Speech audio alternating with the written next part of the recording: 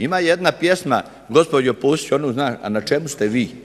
Jel vi ne možete sjediti, vi se smijete. Pa ima ona jedna pjesma, na čemu ste vi? Pa dajte poslušajte me samo sekundu što ću reći. Ne možete tako se ponašati. Ne možete se ni vi tako ponašati.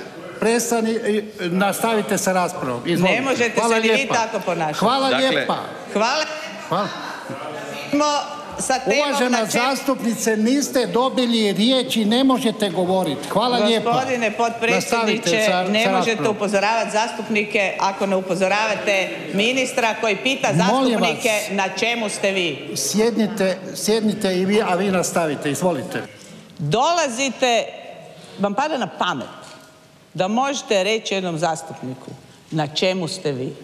Ako se vi u HDZ-u na taj način razgovarate, mi ne. I u hrvatskom društvu ne, a ovaj Sabor je primjer za hrvatsko društvo i treba biti sram.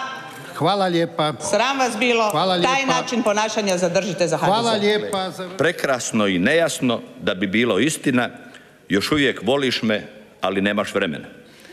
Kako da znam na čemu sam, ali ne mogu razabrati na čemu si ti.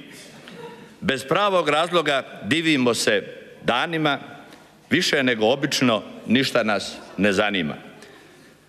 Prekasno i nejasno da bi bilo istina, više nego obično igramo se riječima. Gdje je u ovoj ljubavnoj pjesmi od grupe Džins, jel tako? Gdje je tu vređanje, ja ne vidim. Prije upotrebe pažljivo pročitati uputu o lijeku. Za obavijesti o indikacijama, mjerama opreza i nuspojavama upitajte svog liječnika ili ljekarnika.